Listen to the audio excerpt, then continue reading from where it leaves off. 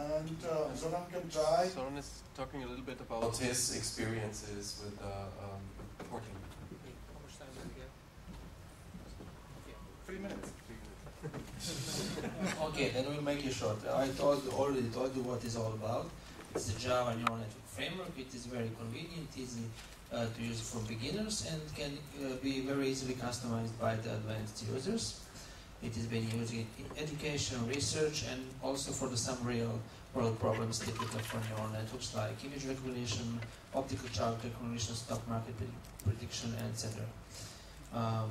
So I will skip this slide. Basically, you all know about this, so why should anyone move to a modular system? Well, because it is much better and provide you much more quality software and way to that software evolve. So basically what we had is we had existing application that we wanted to move to a modular system, and the whole thing about it is how do you divide that existing application into modules.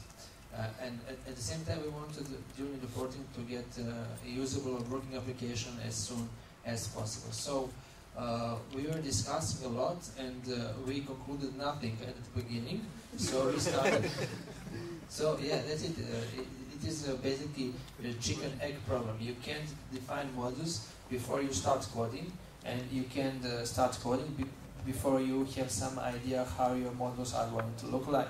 So, based on our experience, we would suggest to do that in an iterative process. So, in the beginning, you look at your feature set and extract what you can treat as some basic core features, and do the basic module layout for that set of features. Then copy paste and adapt your existing code. And while you're adding more features, you can add more modules as you need. So basically, you put.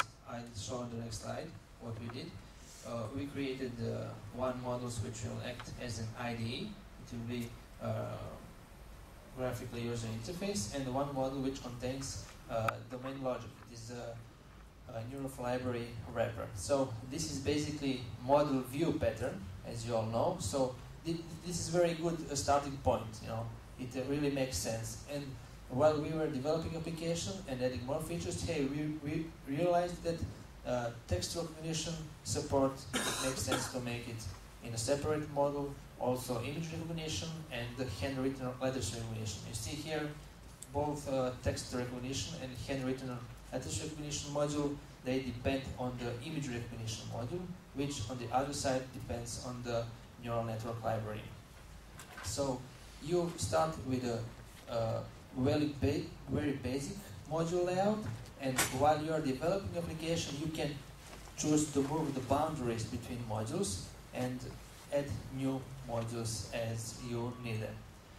So at the next picture, this is how the application looked like before we started porting. So this is a typical swing application, and on this module you see how it looked when we finished. So our basic motivation when we started the porting was to get really professional looking user interface. It's an IDE. So here we have a project view, here we had a navigator view, this is a wizard system.